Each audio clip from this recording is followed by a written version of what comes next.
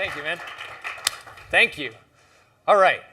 So I have to say that I love analogies, and it's to the point that if I'm talking with my wife about something and it's anything of significance, it takes about 2 minutes for her to get really annoyed because I've diverted it into an analogy. But for me, if you're going to have a conversation, you need to start with the concept and move inward from there. It's kind of like you got to tape up the moving boxes before you put the books inside. You see what I did there? So, in 5 years of looking at this question, what does it take to put a dent in the universe?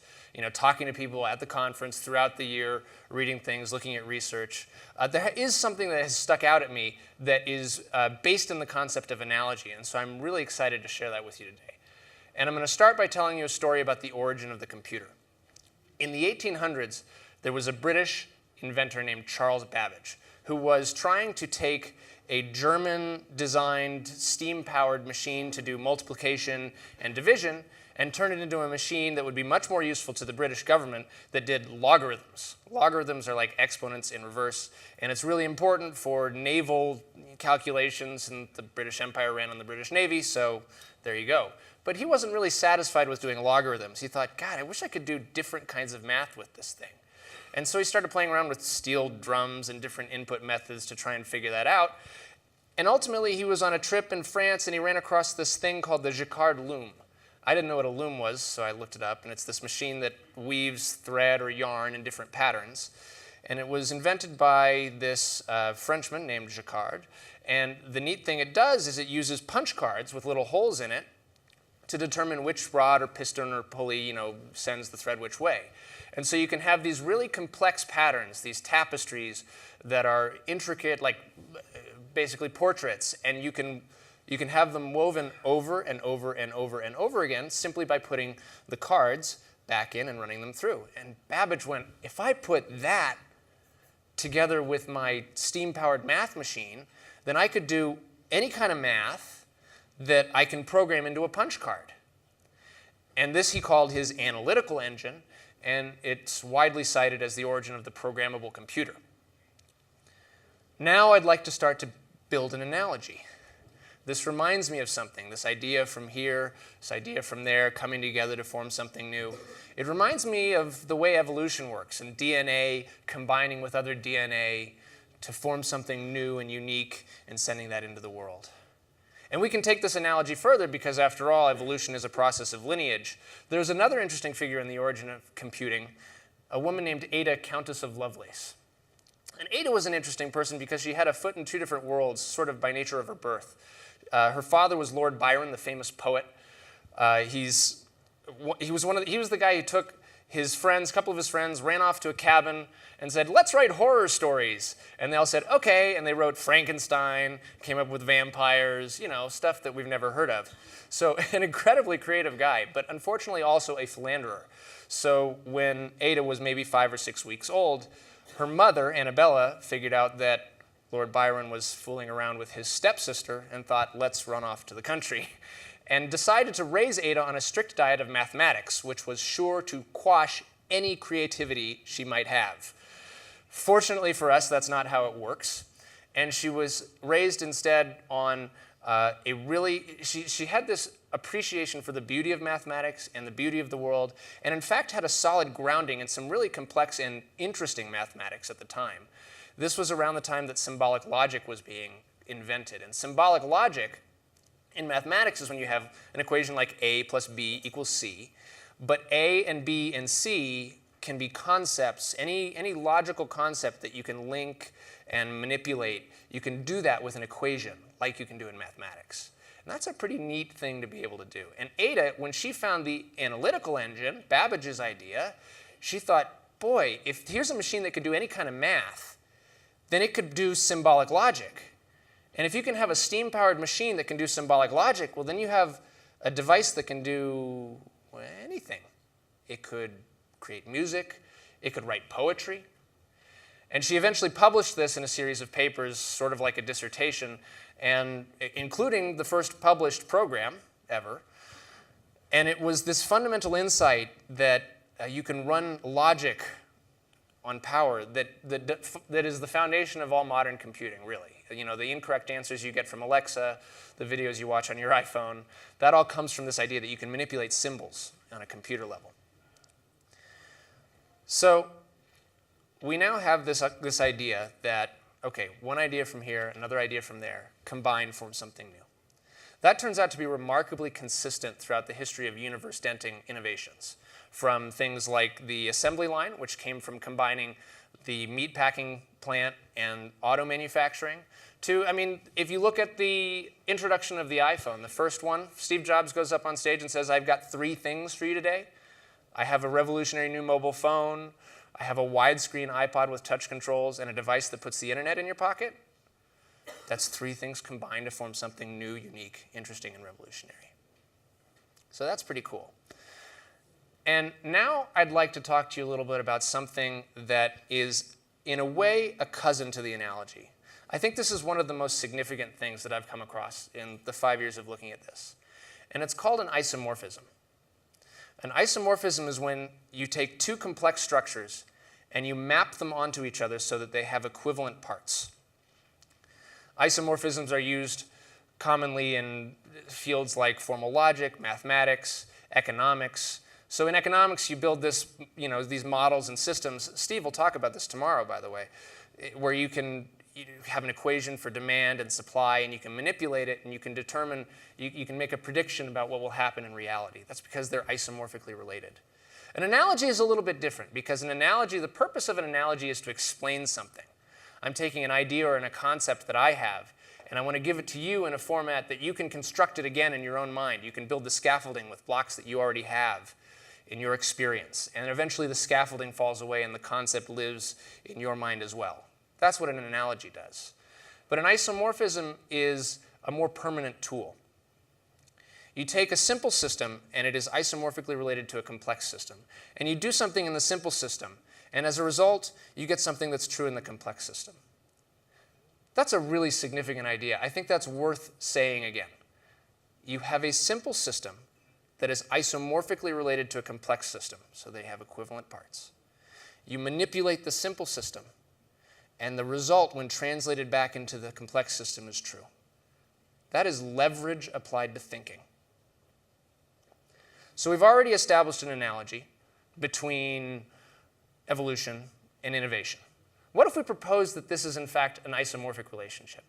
We might look at parts of evolution that we find interesting and see if we can find an equivalence in innovation to give ourselves confidence in this isomorphism. For example, in evolution, we know that diversity is good. You know, you don't want some minor disease that happens at the wrong time to wipe out a population, or a new predator. Well, that's different. You want diversity because it's, you know, it's good for the population. In innovation, the same thing is true. We see groupthink as a bad thing, right? You have a narrow starting point, and you end up in lockstep on some idea, and you miss things out on the edge that you shouldn't miss. Research shows us that brainstorming is actually more successful both in quantity of ideas and quality of ideas when you start with a diverse set of ideas and people at the beginning. So that seems to hold up. We also know that evolution has some localized effects, right? Evolution is this process of adaptation forced by the environment, and so we're all products over a long period of time of our environment, the pressures it puts on us. That's why people and animals look different throughout the world. In innovation, we see this in the way maybe cities attract certain industries or become hotbeds of innovation. San Francisco is known, of course, for tech and startups. New York, media. If you want to do anything innovative in energy, oil and gas, you got to probably be in Houston. So now we might look and say, what's something a little bit more off the shelves, a little bit farther out in evolution that we might look for? What can we learn new about innovation?